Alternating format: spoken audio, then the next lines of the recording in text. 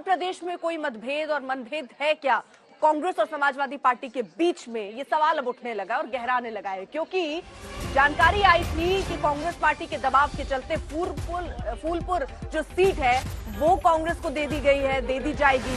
लेकिन खबर अब ये है, और तस्वीरें झूठ नहीं बोलती, फूलपुर सीट कांग्रेस को दिए जाने की खबरों के बीच समाजवादी पार्टी की तरफ से जो उम्मीदवार है वो अपना नामांकन तक फाइल कर चुके हैं। और ये फाइल करने की उस वक्त की तस्वीर हम दिखा रहे हैं। मुस्तफा सिद्दीकी ने दरअसल यहाँ पर्चा भर दिया है, कांग्रेस को सीट देने की जानकारी नहीं है, इंद्रजीत सरोज कह रहे हैं, लेकिन खबरें यही थी। आपको बता दें 7 सीटों पर पहले ही ऐलान समाजवादी पार्टी कर चुकी थी। 2 सीटें यहाँ पर कांग्रेस पार्टी के लिए छोड़ी गई थी। खबरें थी कि कांग्रेस 2 सीटों के लिए तैयार नहीं है और हो सकता है कि कांग्रेस चुनाव ही न लड़े, बाहर से समाजवादी पार्टी को सपोर्ट करे। लेकिन ऐसे में खबर आई कि कांग्रेस पार्टी से बातचीत के बाद ये फैसला लिया गया है। एक दबाव जो बनाना था कांग्रेस का वो काम आया। फूलपुर सीट भी कांग्रेस को दी जा रही है, यानी 3 सीटों की सहमति बनती दिख रही थी, लेकिन वो अब फिलहाल होता नजर नहीं आ रहा है, क्योंकि वहां से जो प्रत्याशी हैं वो अपना नामांकन फाइल कर चुके हैं। और इंद्रजीत सरोज कह रहे हैं कि इसकी जानकारी ही नहीं है कि कांग्रेस को सीट देनी थी। चुनाव में हम प्रभारी बनाए गए और सह प्रभारी ये संदीप सिंह पटेल विधायक जी हैं।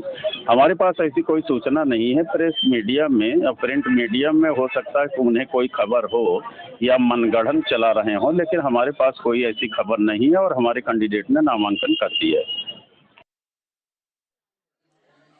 एक तरफ देखिए ये अलग तरीके से मनभेद चल रहा है, दूसरी तरफ समाजवादी पार्टी के जो कार्यकर्ता हैं वो बेहद उत्साहित हैं। और ये उत्साह सिर्फ उपचुनाव तक ही सीमित नहीं है, ये लोकसभा आने वाले 27 की तैयारी के भी नजर आते हैं। यहाँ पर विधानसभा, माफ कीजिए, यहाँ जिस तरह से 27 का सत्ताधीश कहते हुए नजर आ रहे हैं, यानी अगला मुख्यमंत्री अखिलेश यादव होंगे, ये भरोसा समाजवादी पार्टी के जो कार्यकर्ता है वो जता रहे हैं। और इसी तरह के पोस्टर जो आप इस वक्त टीवी स्क्रीन पर देख रहे हैं, यही उत्तर प्रदेश में अलग अलग जगहों पर लगे हुए हैं, जहां पर सत्ताधीश बताया जा रहा है 27 का अखिलेश यादव को।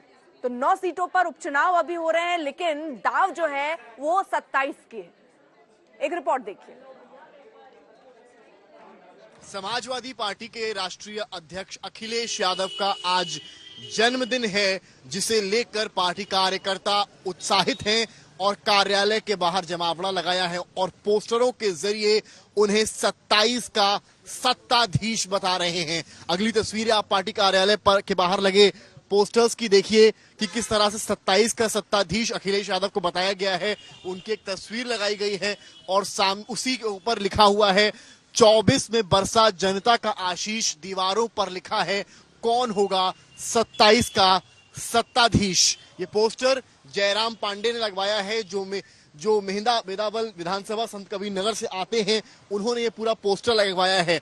इसमें लिखी जो पंक्तियां हैं उनको अगर आप सियासी मायने निकालेंगे, 27 का सत्ताधीश यानी कि 24 में बरसा जनता का आशीष। लोकसभा चुनाव में समाजवादी पार्टी ने जिस तरह से 37 सीटें जीती और इंडिया गठबंधन ने 40 का आंकड़ा पार किया, उसके साथ ही साथ कयास लगाए जा रहे हैं कि 27 में समाजवादी पार्टी बेहतर प्रदर्शन करेगी, जिसके चलते इन पंक्तियों में कहीं ना कहीं समीकरण को भी साधा गया है कि 24 में बरसा जनता का आशीष और 27 का सत्ताधीश। 27 का सत्ताधीश मतलब यह है कि 2027 में यूपी में विधानसभा का चुनाव है और ऐसे में अखिलेश यादव को प्रबल दावेदार माना जा रहा है। सामने होंगे योगी आदित्यनाथ और एक तरफ होंगे अखिलेश यादव। जिस तरह से उपचुनाव को लेकर गठबंधन की यूनिटी दिख रही है, ऐसा लगता है विधानसभा चुनाव भी कांग्रेस के साथ ही लड़ा जाएगा, लेकिन उसको लेकर पूरी तरीके से पोस्टर के जरिए राजनीतिक तौर पर पार्टी कार्यकर्ता काफी उत्साहित हैं और अखिलेश यादव को 27 का सत्ताधीश बता रहे हैं।